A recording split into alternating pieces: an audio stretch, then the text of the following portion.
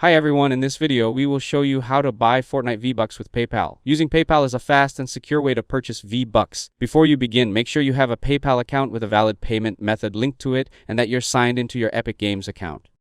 Now let's get started.